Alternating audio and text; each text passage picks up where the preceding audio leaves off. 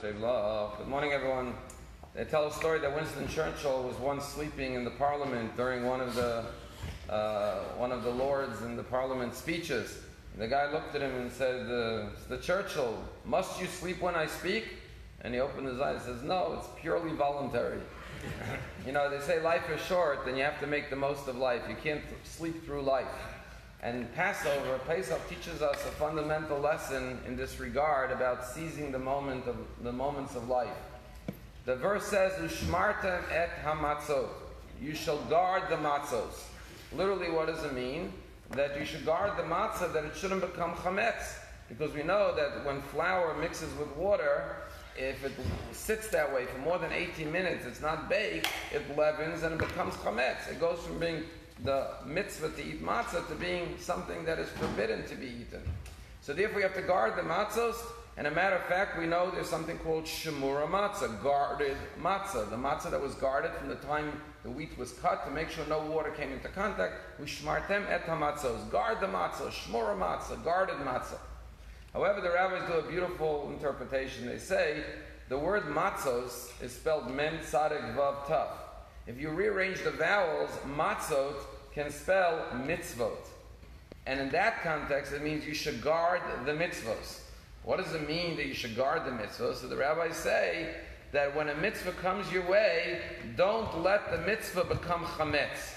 Now, how could a mitzvah become chametz? The rabbis say, just like if you let the flour in the water sit idle for more than 18 minutes, it leavens and it becomes chametz. So to our rabbis say, when a mitzvah comes your way, you have to seize the opportunity, strike when the iron's hot. Because if you wait too long, the mitzvah passes you by and the mitzvah becomes chametz. You lose your inspiration, you lose the opportunity. And you have 18 minutes. 18 is the number of chai, life. Life is very short. That's 18 minutes. It may feel like a long time, but it passes you by before you know it, the 18 minutes are up. So make the most of every single moment of life.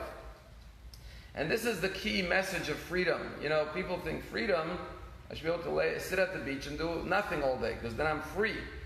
But the Torah says no, freedom is by seizing every moment and filling your life with meaning and activity that is meaningful and purposeful. So much so that the rabbis say that with the commandments that were given at Mount Sinai, Charut, don't read the word that they were engraved, but read Cherut, that with the commandments we were given freedom. So they say that the greatest burden in life is carried by someone who has nothing to carry. A person who's active, who has a lot to do, is the happiest type of person. What's beautiful about time is that it's the one thing that we all share at the same moment. Every minute is shared by every human being simultaneously. Someone once said that imagine if every day somebody put $8,400 into your bank account. But the condition was you have to spend all the money that day.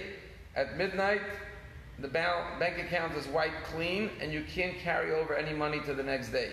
You would try to use that $8,400 in the most meaningful way. So he says God deposits 8,400 seconds into your daily bank account. Minutes?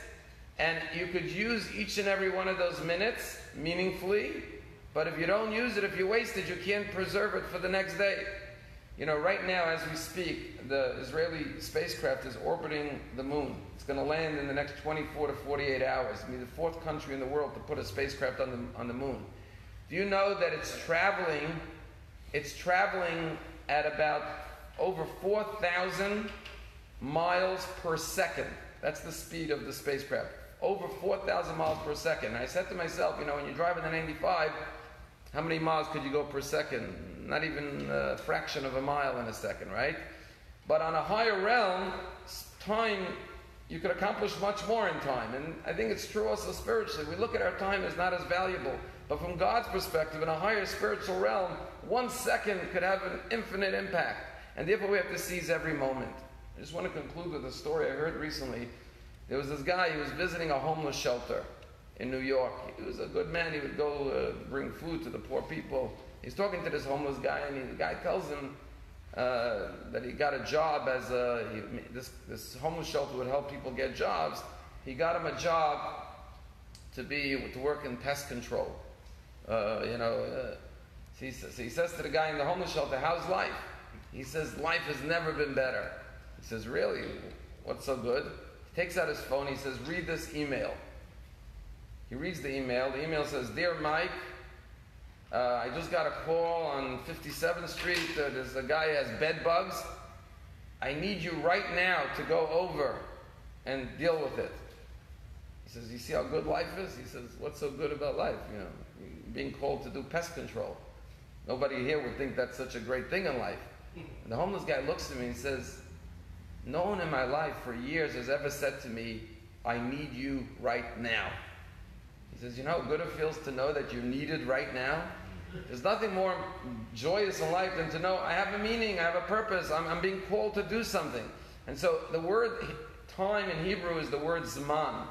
The word zman also means invitation. Lizamen means to invite. The way we're supposed to look at time is every second, every minute, every hour is an invitation by God. He gave you this time and He says, I'm inviting you to guard this time and fulfill it and put a mitzvah into that time, and don't allow the mitzvah to pass. Don't allow the opportunity to pass you up and become chametz.